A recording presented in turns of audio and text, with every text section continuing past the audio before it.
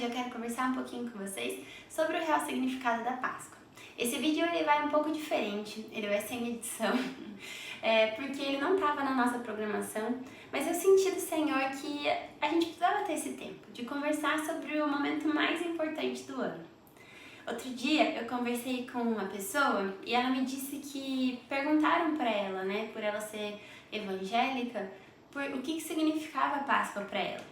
E aí ela disse, significa a coisa mais importante, que é a nossa salvação. E para nossa surpresa, essa pessoa que fez a pergunta respondeu, nossa, só isso? E eu comentei, falei, mãe, eu me compadeço, Foi minha mãe que recebeu essa pergunta. Falei, eu me compadeço porque a pessoa não entendeu o plano de salvação do Senhor. Então eu quero explicar um pouquinho para vocês sobre por que nós precisamos ser salvos. Bem, como você deve saber como cristã, Deus, ele é o consumador desse mundo. Foi ele que projetou cada pedacinho do mundo. Se você for lá em Gênesis, você vai ver que Deus fez o céu, fez a terra, ele fez a luz, ele fez os animais, fez a humanidade, ele fez cada detalhe. E por causa disso, é ele quem dita as regras. Deus é bom, Deus é justo, é misericordioso. Então tudo que ele faz é bom, é justo, é misericordioso e é em amor. Quando Deus instituiu o mundo, ele deixou lá uma árvore, que era a árvore do bem e do mal, do conhecimento do bem e do mal. E ele disse, para Adão e Eva que naquele momento tinham livre-arbítrio, ou seja, eles tinham a opção de escolher pecar ou não, coisa que nós hoje não temos. E ele disse, não é para vocês comerem dessa árvore, porque quando vocês comerem dessa árvore, vocês vão cair em pecado, vocês não vão ter mais domínio sobre o pecado. E aí, a gente sabe muito bem que eles desobedeceram à ordem do Senhor, eles foram seduzidos pelo inimigo e comeram do fruto. Depois disso, Deus precisou tirar eles de dentro do jardim do Éden, para protegê-los, para que eles não fossem comer do fruto da vida e nunca mais pudessem ser salvos. Nada disso saiu do plano perfeito do Senhor. Deus é soberano, ele já sabia que isso ia acontecer. E antes que você fale que vai chegar no céu e vai ter um papinho com Eva ou com Adão, eu quero te dizer que na situação deles, a gente faria exatamente a mesma coisa. E é por isso que todos nós pecamos. Nós nascemos em pecado. Ai, Lely, que difícil você falar isso. Mas vamos lá, você convive com alguma criança ou tem um filho? Falam pra mim se o seu filho, ele se preocupa com os seus sentimentos quando ele está com fome. Ou se ele só grita, esperneia e chora quando ele não sabe falar. Ou se o seu filho automaticamente sabia dividir os brinquedos dele com o amiguinho. Não, Isso quer dizer que nascemos em pecado. Mesmo que a gente ainda não tenha consciência, a gente é pecador. Então, Deus olha para essa situação e ele fala, perdi o controle agora, o que farei? Não, ele já tinha um plano instituído desde o princípio e o plano dele era que Jesus viesse para nos salvar, para que a gente pudesse ter novamente acesso a Deus, sabe? Lá no jardim, Adão e Eva, eles andavam junto com Deus, Deus caminhava com eles, passeava com eles no jardim. Devia ser uma coisa incrível, Você vê Deus de verdade. Enfim, vamos lá então para quem é a Páscoa. Todos sabem que o povo judeu ele foi escravo no Egito e Moisés foi usado pelo Senhor para tirar esse povo do Egito. Isso aqui tem um fato importante. Por que o povo judeu é o povo escolhido? Bem, o povo acabou sendo sim o povo escolhido de Deus, mas isso não partiu de um jogo de cartas, de um jogo de dados, Deus aleatoriamente escolheu um povo. Não foi isso. Deus fez uma aliança com Abraão. É por isso que chamamos Abraão de pai da fé. E Deus olhou para Abraão e viu um coração que estava conectado com ele. E fez uma aliança com Abraão e disse que o povo dele seria o povo de Deus. Que o povo dele seria um povo abençoado. Gente, isso não sei, eu fico até emocionada, porque eu acho isso uma das coisas mais lindas de se ouvir do Senhor. Imagina, você tem uma aliança com Deus. Legal. O povo judeu vamos mais pra frente, né? O povo judeu foi escravo mesmo. E Moisés foi usado para conversar com o faraó, para poder fazer a libertação desse povo da escravidão. A gente sabe muito bem, acredito, né, que todos saibam da história das 10 pragas. 10 pragas, né? E na última praga, o que aconteceu? Todos os primogênitos que viviam naquela região seriam mortos, tanto os homens quanto os animais. E aí o que Deus fala? Ele fala: Moisés, instrua o povo que eles matem um cordeiro e passem o sangue desse cordeiro na porta da casa deles. E todo aquele que estiver selado com o sangue do cordeiro, a morte passará sobre a casa dele. Certo? Sobre, né? Não sobre. Ele não vai atingir a casa deles. A morte não vai atingir a casa deles porque eles vão estar marcados com o sangue do cordeiro. E Deus dá outras instruções que, por exemplo, nenhum osso do cordeiro deve ser quebrado. Essa instrução de Deus, maravilhosa, ela apontava para algo que aconteceria no futuro. Jesus é o nosso cordeiro perfeito. Jesus é o cordeiro do Senhor que nos redime de todo pecado.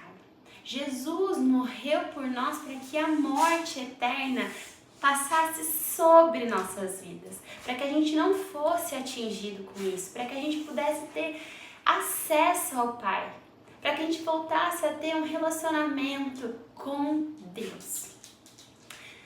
E vamos contar um pouco da história da Páscoa, então, na visão da época lá de Jesus? Bem, todos os evangelhos da Bíblia, eles falam sobre esse momento. Por quê? Porque é o ápice da Bíblia. Tá, só não é o ápice porque a segunda vida de Jesus vai ser, assim, ainda mais maravilhosa. Mas é um dos pontos mais altos da nossa história e hoje pra gente, que tá vivendo após essa primeira vinda e aguardando a segunda vinda de Cristo, é o dia mais importante das nossas vidas. Bem, então todos os evangelhos falam disso, mas hoje eu quero falar para vocês abrirem lá em Lucas 24, 44, do 44 ao 47, que é exatamente no momento em que Jesus está sendo crucificado.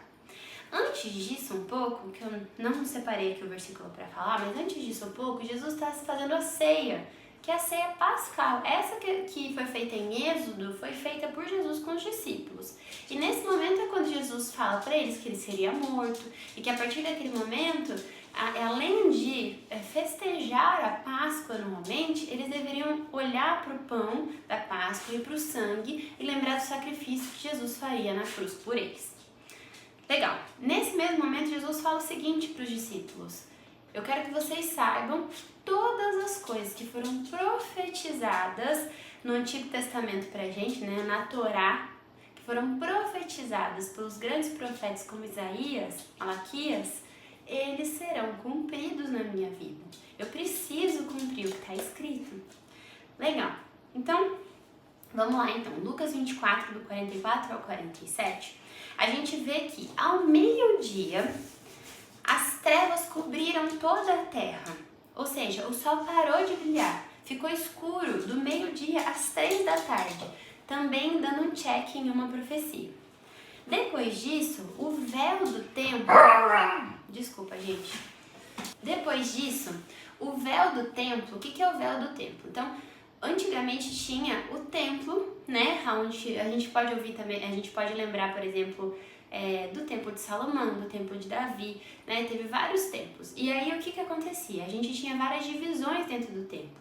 E na última divisão, que era o Santo dos Santos, onde era guardada a Arca do Senhor, com os 10 mandamentos que foi escrito por próprio Deus, entregues na mão de Moisés, ali habitava a glória de Deus. E para você entrar lá, você tinha que fazer todo um ritual, e mais do que isso, por mais que você quisesse fazer todo o ritual, se você não fosse um sacerdote, você não podia entrar neste lugar da habitação da glória de Deus. Então, quando Jesus morre, esse véu que separa as pessoas que não podiam ter esse acesso da glória de Deus, ele é rompido de cima a baixo. Foi um ato físico, isso aconteceu. Jesus estava lá, assim com os braços abertos na cruz. Ele já tinha sido chicoteado, ele já tinha sido maltratado, ele já tinha sido satirizado. Deus vem, faz uma escuridão em toda a terra, até as 3 da tarde, durante 3 horas fez escuridão. Depois o véu do templo se rasga fisicamente. É muito lindo. E o que Deus está falando quando Ele faz isso, gente? A partir da vida do meu filho, a partir desse sacrifício, vocês voltam a ter acesso comigo. Porque Ele é o sacrifício perfeito, não precisa de mais nenhum sacrifício, não precisa mais matar nenhum cordeiro, não precisa matar nenhuma pomba, não precisa trazer para mim farinha, azeite, nada disso. Eu não quero mais holocausto, meu filho é o holocausto perfeito. E a partir dele vocês estão perdoados. Vocês têm acesso a mim novamente. Então, Jesus ele brada e morre, cumprindo mais uma profecia, porque quando as pessoas eram mortas em crucificação, elas normalmente eram uma morte muito violenta, porque as pessoas elas demoravam muito para morrer, muito. Elas ficavam ali com os braços abertos, agonizando por muitas horas. E quando eles já não queriam mais ficar lá, né, os torturadores, os romanos, eles iam e quebravam as pernas. Porque quebrando as pernas, o que acontecia? Pensa, a pessoa estava amarrada por aqui. E aí você quebra as pernas dela, ela perde o apoio de baixo. E ela cai, e aí ela morre sufocada. Mas Jesus morre antes desse momento. Antes que os centuriões, eles vão quebrar algum osso, né? Eles quebram o osso de um dos ladrões, depois quebram do outro ladrão. Mas quando eles chegam em Jesus, Jesus já está morto. E vocês lembram que eu falei que lá em Êxodo, uma das instruções de Deus era que não podia quebrar nenhum osso? Jesus cumpriu tudo que Deus determinou, tudo que Deus fala, Ele faz. Depois disso, acontece algo muito legal. O próprio centurião romano, que estava lá, batendo em Jesus, satirizando Jesus, que pendurou Jesus na cruz, ele olha espantado. Ele olha para aquele breu, ele olha para Jesus morto antes de ele quebrar, assim, de forma rápida. E ele reconhece que Jesus era justo. Ele fala, agora eu sei que esse homem que foi morto, ele foi morto injustamente. Ele era um homem justo, ele não precisava ser morto. E a Bíblia nos diz que todo joelho se dobrará, toda língua confessará. São todas as tribos, todas as nações, todos reconhecerão que Jesus é o Rei dos Reis. Isso é algo profético, algo que Deus determinou. Depois disso, Jesus ele foi sepultado por um dos seus seguidores, que era um homem rico. Ele tinha um sepulcro novinho para pôr Jesus lá. E aí ele foi, enfaixou Jesus no linho e colocou lá dentro e fecharam com uma pedra muito pesada. Essa pedra era tão pesada, gente, que era impossível você empurrar essa pedra sozinho. Tinha que ser vários homens, né, fortes. Mulheres nunca conseguiriam. E na tradição judaica, naquela época, eu desconheço se isso se segue ainda hoje, mas naquela época as mulheres elas preparavam perfumes e especiarias para embalsamar a pessoa que tinha sido morta, como um ato de honra e respeito para preparar o corpo. E as mulheres foram e prepararam tudo isso, mas se aproximou o Shabat, ou seja, o sábado, que era um momento de ser guardado pelo povo judeu. E aí elas prepararam tudo e guardaram, e esperaram o Shabat em obediência ao Senhor, e só no domingo de manhã elas pegaram todas as coisas que elas prepararam e foram até o sepulcro de Jesus, para poder preparar o corpo dele, porque ele tinha morrido. Bem, quando elas chegam lá, elas têm um grande espanto. A pedra tinha sido removida, elas entram no sepulcro e não tem nada. Só tem O linho, o tecido de linho que havia sido enrolado, que Jesus havia sido enrolado, estava lá, mas não tinha mais nada. E elas ficam assim, assustadas, porque elas pensam, será que roubaram o corpo de Jesus? O que aconteceu? E aí aparece um anjo e fala para elas o seguinte: por que vocês procuram entre os mortos o que vive? E esse é o grande ápice do dia de hoje. Jesus está vivo. E é por isso que nós temos vida. Jesus ressuscitou. Jesus não está morto.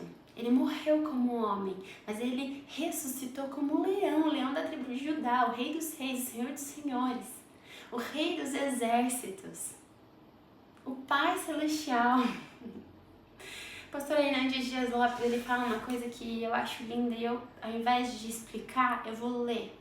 Ele diz o seguinte: a cruz não foi uma derrota para Jesus, mas a sua exaltação. Jesus marchou para a cruz como um rei, caminha para a coroação. Foi na cruz que Jesus conquistou redenção para nós e desbarrou o inferno. Hernandes ainda diz: ele glorificou, Deus glorificou o seu Filho ressuscitando e levando de volta ao céu. Deus entregou Jesus por amor a nós. Ok, pessoas foram usadas, saduceus, fariseus, o próprio Judas. Eles foram usados para que se cumprisse o propósito. Mas quem fez com que tudo acontecesse em sua soberania foi Deus. E mais do que isso, o próprio Jesus se ofereceu voluntariamente porque Ele te ama. Porque Ele não se agradou de pensar na possibilidade de não ter você com Ele eternamente. E Ele falou: eu me entrego. O que é preciso? Eu preciso me entregar? Eu preciso me fazer homem e morrer no lugar deles? Pois eu farei. Bem, Jesus, nesse momento da cruz é onde a paz e a justiça se encontram. E mais do que isso, né? Como a gente disse, Jesus, ele foi glorificado pelo Pai. Ele ressuscitou, ele venceu a morte. Jesus, ele reina para todo sempre, ele está sentado à direita de Deus Pai. E o fato de Jesus estar vivo é um fato muito importante, relevante. Por quê?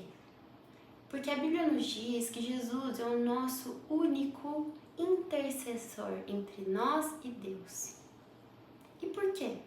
Porque Ele está vivo. Porque Ele ressuscitou, Ele venceu a morte e por causa dele nós temos agora uma ponte chamada Jesus que nos permite acessar o Deus Criador, Consumador das nossas vidas. Olha, de verdade, gente, quando alguém olha pra mim e fala: Páscoa é só sobre salvação, eu me compadeço e eu oro para que essa pessoa possa ter essa revelação do Senhor.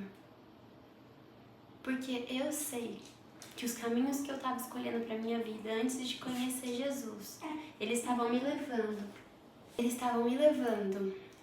para a morte. Estavam destruindo a minha vida. Eu não estava feliz, eu não estava completa. Eu sei o quanto eu preciso do amor, da graça, da misericórdia, da bondade, da justiça de Jesus e da presença dele sobre minha vida. E eu oro para que através desse vídeo você possa entender que sem Jesus a gente não é nada. Sem Jesus a gente sempre vai caminhar com um vazio enorme no peito. Por mais que a gente busque várias coisas, por mais que a gente conquiste muitas coisas, a gente consiga viajar o mundo inteiro, o nosso coração, ele anseia pela presença do nosso Criador. E Jesus morreu para que você volte a ter esse acesso. Então, feliz Páscoa e que Jesus esteja presente na sua vida de forma abundante. Um beijão!